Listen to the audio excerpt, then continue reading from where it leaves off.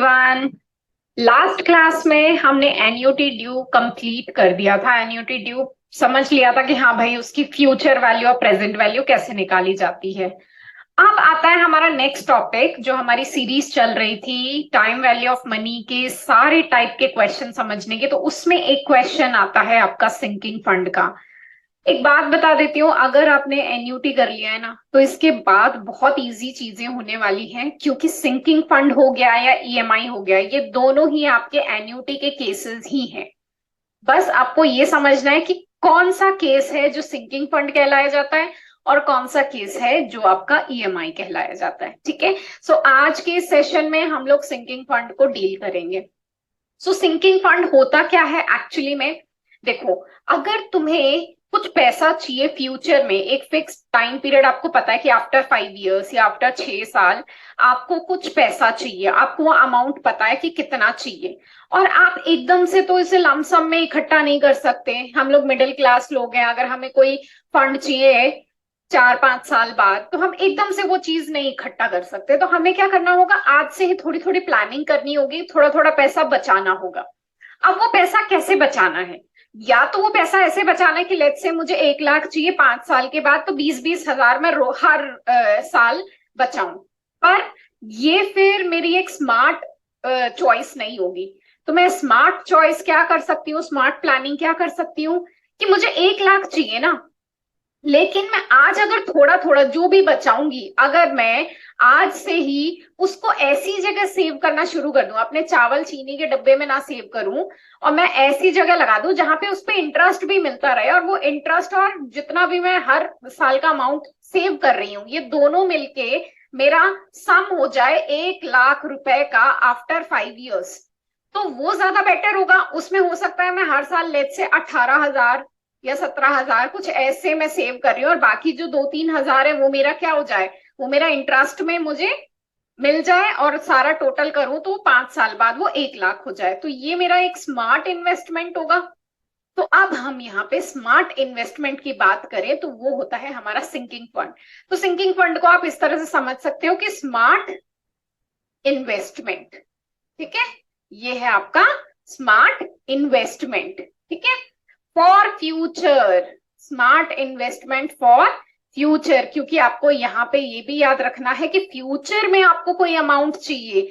Sinking fund हम क्यों बनाते हैं? Because at T F, F यहाँ पे क्या है? फ्यूचर। फ्यूचर के किसी टाइम पीरियड पे हमारी कुछ रिक्वायरमेंट है और उसको हमें पूरा करना है, उस रिक्वायरमेंट को पूरा करना है, और उससे हम आज से ही कुछ अमाउंट सेव करना शुरू कर देंगे। कुछ अमाउंट हम क्या कर देंगे?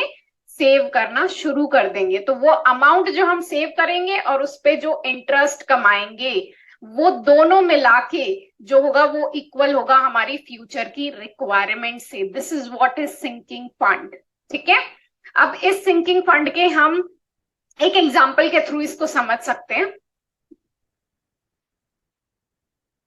तो एग्जाम्पल के लिए लेट्स से कि आप अपने बच्चे को, लेट्स से आप पेरेंट बन गए हो, कंग्रेचुलेशंस, और आप अपने बच्चे को 1 लाख रुपए गिफ्ट करना चाहते हो उसकी 25th बर्थडे पे। आप अपने बच्चे को 25th बर्थडे पे 1 लाख रुपए गिफ्ट करना चाहते हो, क्योंकि आप चाहते हो कि हाँ भाई वो 25 साल का हो जाएगा, जिम्मेदार हो जाएगा, तो उसको कुछ बिजनेस विजनेस शुरू करना हो, तो उसका कुछ ड्रीम हो, उसके लिए आप 1 लाख रुपए अभी से देना चाहते हो। ठीक है, और आप उसका 18th बर्थडे है, और जिसमें आप उसे ये प्रॉमिस करते हो कि आपके 25वें जन्मदिन पे मैं आपको 1 लाख रुपए दूंगा। तो अगर ऐसा कुछ सिचुएशन आता है तो अब आपको क्या करना है? आपको स्मार्ट इन्वेस्टमेंट करनी है फ्यूचर के लिए। आपको रिक्वायरमेंट पता है कि आपको फ्यूचर डेट पे, यानी कौन सा फ्यूचर डेट है आपका? 25th बर्थडे उसका। 25th बर्थडे के टाइम पे आपकी रिक्वायरमेंट कितने रुपए की है? 1 लाख रुपए की है। ठीक है, तो आप क्या करोगे? उस 1 लाख के लिए 20-20 हजार अभी चीनी के डब्बे में नहीं डालोगे, अभी उसको क्या करोगे? कुछ अमाउंट आप देखोगे कितना अमाउंट, कुछ अमाउंट आप कहीं पे सेव करोगे एट गिवन रेट, अभी जो भी उस स्कीम में रेट चल रहा होगा उस हिसाब से। ठीक है, थोड़ा थोड़ा अमाउंट आप हर साल इन्वेस्ट करोगे, और by the end of 25th birthday, by the end of year 25th, he will be getting 1 lakh rupees from you as a gift. ठीक है, तो ऑब्वियसली ये 1 लाख रुपए पहले तो फ्यूचर का है। ठीक है, ये फ्यूचर अमाउंट है, हमारी फ्यूचर वैल्यू है। ठीक है, एन्युटी हमें नहीं पता, यही हमें निकालना है, ये एनुअल अमाउंट जो हमें हर साल सेव करना है। लेकिन हाँ, आपको रेट पता हो सकता है कि वो बोलेगा कि हाँ भाई स्कीम में आपको लेट्स से 8% के हिसाब से पर एनम आपको कंपाउंड करके आपका अमाउंट मिलेगा। तो अब मुझे रेट पता है, फ्यूचर वैल्यू पता है, बट अमाउंट नहीं पता है। ठीक है, तो जो चीज मुझे पता है मैं उसका फॉर्मूला यूज कर सकती हूँ, उसके फॉर्मूले से फिर मैं ये अमाउंट निकाल पाऊंगी। इसे मैन्युअली भी कर सकते हैं, बट क्योंकि अब हम टेबल से करना सीख गए हैं तो क्यों ना टेबल से ही करें। अगर आपको मैन्युअली भी सीखना है तो आप कमेंट बॉक्स में लिख देना, मैं मैन्युअली के लिए एक अलग वीडियो बना दूंगी। ठीक है, तो आप मुझे फ्यूचर वैल्यू का फॉर्मूला पता है, तो फ्यूचर वैल्यू का फॉर्मूला क्या होता है टेबल के through? Future value is equal to amount into future में कन्वर्ट करने का अमाउंट, वो क्या होता है? CVAF। क्योंकि हर साल आपको एक अमाउंट सेव करना है, हर साल, यानी कि इंटरवल, हर साल 1 साल का गैप मिलेगा आपको हर साल, और अमाउंट वो भी सेम, हर साल कुछ अमाउंट आपको सेव करना है, वो भी सेम। तो ये हो गया हमारा एन्युटी वाला केस। ठीक है, तो मुझे वो एन्युटी अमाउंट जानना है जो कि मैं हर साल सेव करूंगी। तो bye the end of his 25th birthday I'll be able to collect 1 lakh rupees from this scheme. ठीक है, तो मुझे CVAF किस पे देखना है? 8% पे देखना है। आफ्टर हाउ मेनी इयर्स, ये मैं अभी आपको बताऊंगी। ठीक है, और future value is my 1 lakh rupees. ठीक है, तो ये चीज मुझे पता है। अब ईयर कैसे पता करें कि कितने साल बाद हमें ये इसका फ्यूचर वैल्यू जानना है? तो अभी सिचुएशन ये है कि हम टाइम लाइन देख रहे हैं, तो अभी हम खड़े हैं यहाँ पे t इज इक्वल टू 16 पे, मतलब अभी उसका 16th बर्थडे है ना, तो यहाँ पे हम केक काट रहे हैं, सेलिब्रेट कर रहे हैं। ठीक है, और हम क्या कर रहे हैं? प्रॉमिस कर रहे हैं कि उसके 25th बर्थडे पे मैं उसको कितना दूंगा? 1 लाख रुपीज दूंगा।